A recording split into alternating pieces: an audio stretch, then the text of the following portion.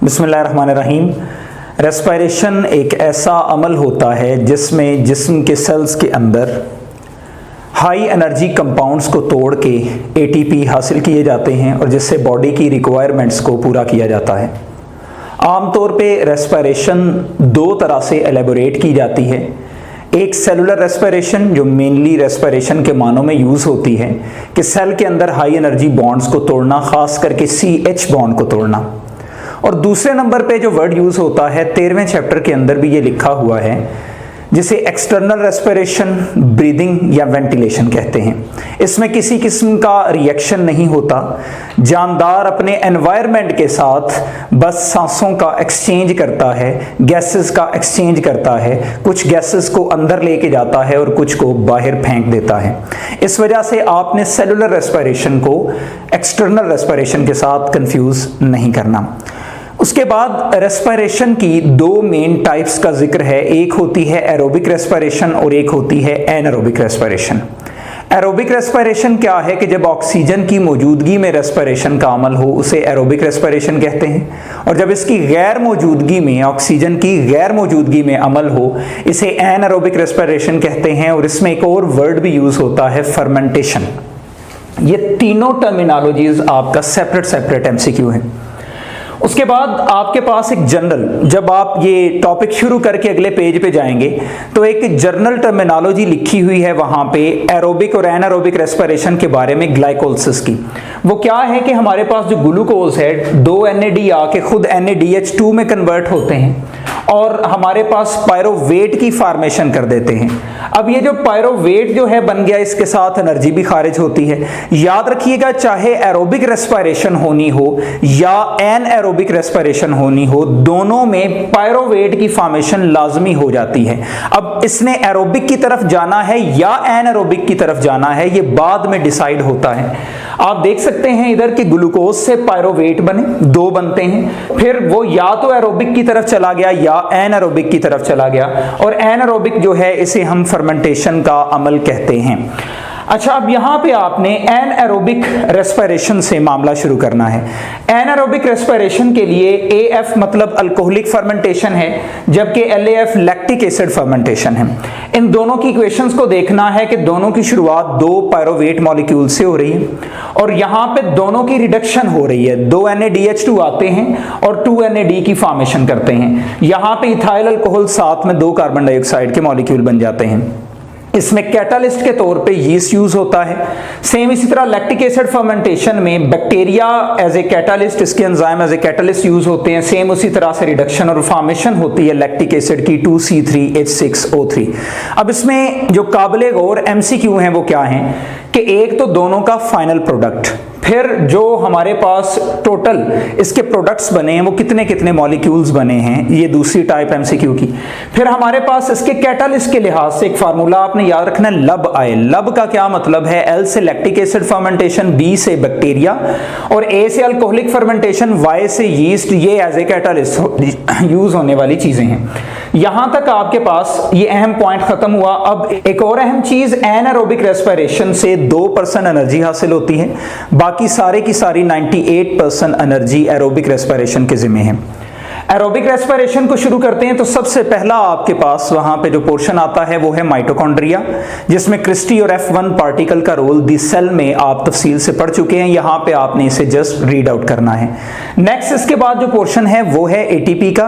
ATP के terminal phosphorus को तोड़ने से 7.3 किलो कैलोरी एनर्जी हासिल होती है। ये अहम MCQs है, बाकी इसको भी एनर्जी पैकेट के तौर पे आपने रीड आउट करना है। अगले पेज पे एक ब्लू कलर की हेडिंग है जिसे बायोलॉजिकल ऑक्सीडेशन कहते हैं। इसमें डीहाइड्रोजिनेज एंजाइम जो है वो अहम तरीके से याद रखना है, और 2 MCQs हैं यहाँ पे। एक MCQ ये है कि ओवरऑल रेस्पिरेशन के बारे में अगर पूछा जाए तो ये ऑक्सीडेशन प्रोसेस है, लेकिन अगर स्पेशली पूछा जाए एनएरोबिक रेस्पिरेशन के बारे में तो आपने बताना है, ये रिडक्शन प्रोसेस है। आप देख सकते हैं कि पूरे का पूरा रिडक्शन का मामला हो रहा है, क्योंकि ये सिर्फ 2% एनर्जी देता है, इस वजह से इसे होल रेस्पिरेशन प्रोसेस में हम बहुत मेन मकाम नहीं देते। इस वजह से आपने याद रखना है कि मेन प्रोसेस जो है वो रेस्पिरेशन का, क्योंकि एरोबिक रेस्पिरेशन है, इस वजह से हम कहते हैं ऑक्सीडेशन प्रोसेस है। आगे चलते हैं तो सेलुलर रेस्पिरेशन का टॉपिक शुरू होता है, जिसमें 4 इसकी सब स्टेजेस लिखी हुई हैं, जिसमें एक ग्लाइकोलिसिस है, फिर पायरोविक एसिड ऑक्सीडेशन है, नेक्स्ट इसके अंदर क्रेब्स साइकिल है, और इलेक्ट्रॉन ट्रांसपोर्ट चेन जिसे रेस्पिरेटरी चेन कहते हैं वो है। अब ग्लाइकोलिसिस जो है, इसके सारे एंजाइम क्योंकि साइटोप्लाज्म में हैं तो ये साइटोप्लाज्म के अंदर होगा। बाकी तीनों अवामिल जो हैं वो माइटोकॉन्ड्रिया के जिम्मे हैं। ये आपके अहम एमसीक्यूज थे। उसके बाद हम आगे मूव करते हैं तो एक एक स्टेज को हम अलहदा पढ़ेंगे। सबसे पहले हमारे पास है ग्लाइकोलिसिस। ग्लाइकोलिसिस के इन स्टेप्स को जो मैंने लिखे हुए हैं, इसे पढ़ने से पहले आपको डायग्राम नजर आ रही है जिसे मैं बोल देता हूं। सबसे पहले आप देखें कि आपके पास मौजूद है ग्लूकोज। ग्लूकोज के साथ एटीपी आकर रिएक्ट करती है तो बनता है ग्लूकोज 6 फास्फेट। ग्लूकोज 6 फास्फेट अपने ही आइसोमर फ्रुक्टोज 6 फास्फेट में बदलता है। फिर एक और एटीपी आती है और बन जाता है फ्रुक्टोज 1,6 बिस फास्फेट। अब ये फ्रुक्टोज 1,6 बिस फास्फेट क्योंकि 6 कार्बन वाला कंपाउंड है, ये स्प्लिट होता है और 2 कंपाउंड बनाता है, डाइहाइड्रोक्सी एसीटोन फास्फेट, और एक तरफ बनाता है ग्लिसरल्डिहाइड 3 फास्फेट। अब दोनों अतराफ से एक जैसा रिएक्शन चलना है तो मैं एक साइड को बोले देता हूं। सबसे पहले इनकी होनी है क्या, इनका एक अमल होना है ऑक्सीडेशन का, फॉर्मेशन होनी है NADH की। दोनों अतराफ जो है फॉर्मेशन हो रही है NADH की और प्रोसेस हुआ ऑक्सीडेशन का। अब हमारे पास फॉर्मेशन हुई, इसके नतीजे में 1,3 बिस फास्फोग्लिसरेट। फिर उससे हमारे पास जब एक ATP बन गया तो रह गया 3 फास्फोग्लिसरेट। 3 फास्फोग्लिसरेट की हुई रीअरेंजमेंट बन गया 2 फास्फोग्लिसरेट। 2 फास्फोग्लिसरेट से अगला जब स्टेप आया तो यहां पे बना फास्फोइनोल पायरोवेट, और आखिर में पायरोवेट की फॉर्मेशन होगी with the elimination of water molecule.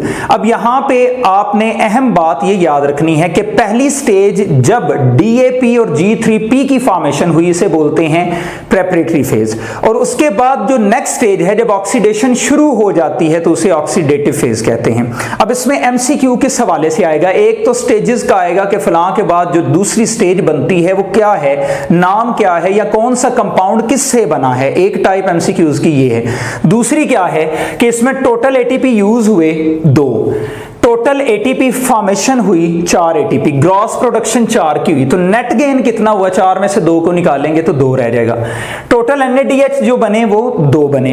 इसी तरह टोटल वाटर जो फॉर्मेशन हुई वो 2 पानी के मॉलिक्यूल बने, और आखिरी चीज जो एंड प्रोडक्ट है 2 पायरोवेट बन गए। यानी एक ग्लूकोज को ग्लाइकोलिसिस के जरिए जब तोड़ा तो हमारे पास फाइनली 2 पायरोवेट या पायरोविक एसिड मॉलिक्यूल्स बन गए। इसके साथ ग्लाइकोलिसिस जो है वो अपने इख्तिताम को पहुंचती है।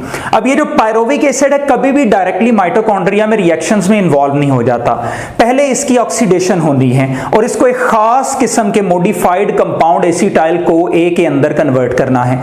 अभी आप लोगों को एक डायग्राम नजर आ रही है, अगेन बुक वाली ही नजर आ रही है, जिसमें आपको पता चल रहा है कि पायरोवेट के साथ सबसे पहले को एंजाइम ASH, ये फ्री रेडिकल की वजह से SH आया है, इसकी एडिशन हुई, कार्बन डाइऑक्साइड की एलिमिनेशन हुई और NADH की फॉर्मेशन हुई। ये 3 कामों के बाद फॉर्मेशन हुई एसिटाइल CoA की। अब किताब ने जो स्केच बनाया है उसमें ये एक स्टेप में ही सब कुछ कर डाला, लेकिन जो इसने पैराग्राफ में लिखा है उसमें 2 स्टेप्स हैं। आइए देखते हैं। पायरोवेट 3 कार्बन वाला कंपाउंड है, तो सबसे पहले कार्बन डाइऑक्साइड रिमूव होती है, डिकार्बोक्सिलेशन का अमल होता है तो एस्टिक एसिड की फॉर्मेशन हो जाती है जो 2 कार्बन वाला है।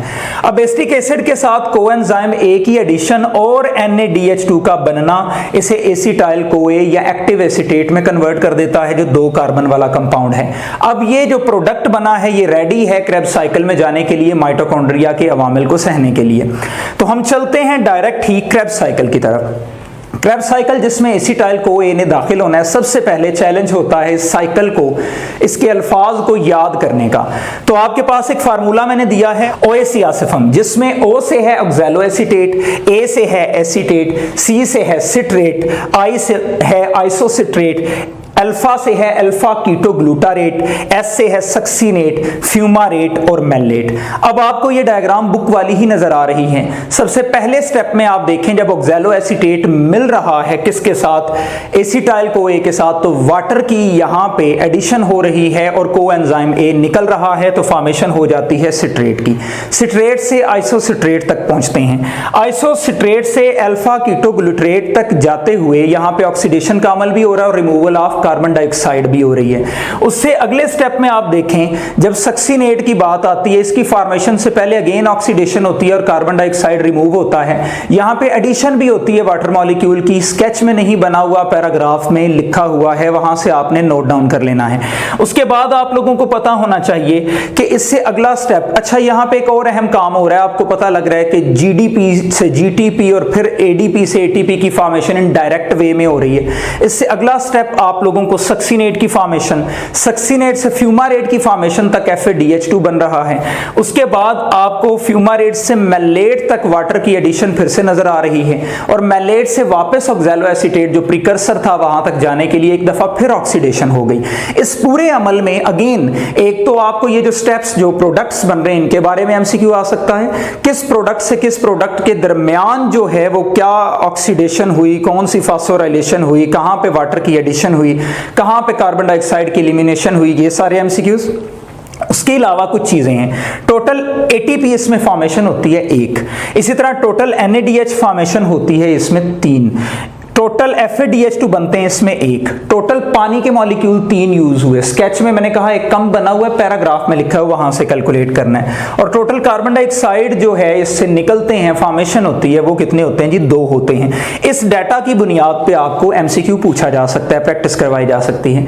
अच्छा इसमें एक अहम बात याद रखिएगा कि एक ग्लूकोज मॉलिक्यूल से क्योंकि 2 पायरोवेट बनते हैं तो हर पायरोवेट के लिए एक दफा क्रेब्स साइकिल घूमेगा, तो अल्टीमेटली एक ग्लूकोज के लिए 2 दफा क्रेब्स साइकिल घूमेगा। ओके हो गया। अब यहां तक आपके पास क्रेब्स साइकिल पूरा हो चुका है।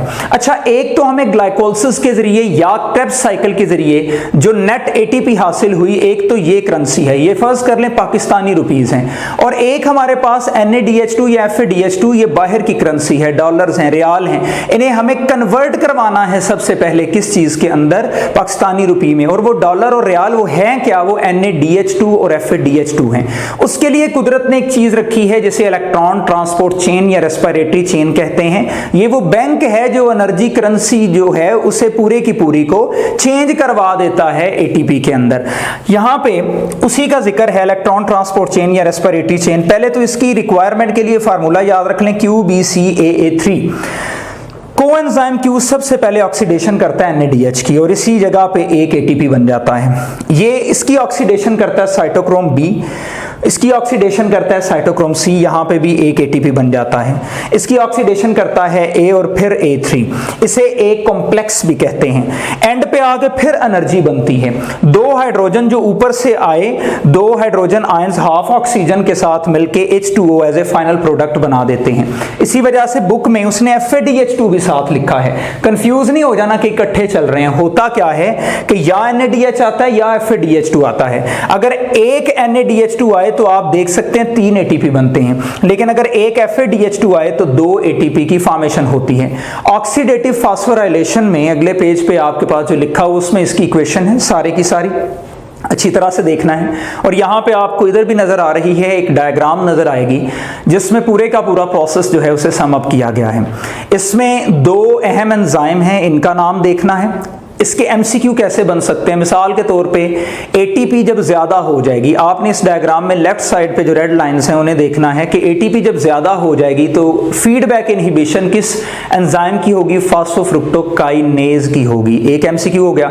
दूसरा, अगर NADH ज्यादा हो जाए तो फीडबैक इनहिबिशन किसकी की जाएगी, पायरोवेट डिकार्बोक्सिलेज की जाएगी। और अगर हमने एक्टिवेशन करनी है तो किस एंजाइम की एक्टिवेशन की जाएगी, ये जो ब्लू लाइंस आपको राइट साइड पे नजर आ रही है, ऊपर से नजर आती हुई है और एक जो लोअर साइड से ऊपर जा रही है, ये अगेन फास्फोफ्रुक्टोकाइनेज की एक्टिवेशन करेंगे। इसके अलावा दो मशहूर एमसीक्यूज कि अगर यूकैरियोटिक सेल में एक ग्लूकोज मॉलिक्यूल को तोड़ें तो टोटल एटीपी 36 हासिल होते हैं, और अगर प्रोकैरियोटिक सेल में करें तो 38 हासिल होते हैं। ये दो एमसीक्यू भी आपने याद रखने हैं। इसे सिंपली आपने क्रैम करना है, और जब आपने इसके तमाम वर्ड्स अगले स्टेप्स पे या कॉम्प्लेक्स एमसीक्यूज पे आपने तब जाना है जब आपको इसकी बेसिक्स याद हो गई हो, क्योंकि इसे पढ़े हुए टाइम हो गया। पहले इसे क्रैम करें। मेनली जब आप इसे कर लेंगे तो दूसरी जो कैलकुलेशन वाले एमसीक्यू हैं वो खुद ब खुद आना शुरू हो जाएंगे, क्योंकि यूएचएस की हिस्ट्री में वैसे एमसीक्यू नहीं आते जो आपको कंफ्यूज करते हैं। सीधे सीधे इसके एमसीक्यू आते हैं, रॉन्ग होने की वजह कि आप कॉम्प्लेक्स को पहले करना शुरू हो जाते हैं एकेडमिक्स के टेस्ट वगैरह को, और इन्हें छोड़ देते हैं। तो काइंडली इसे अच्छी तरह से क्रैम करें, इंशाल्लाह ताला सब ठीक हो जाएगा। खुश रहें, आबाद रहें, अल्लाह ने के बान।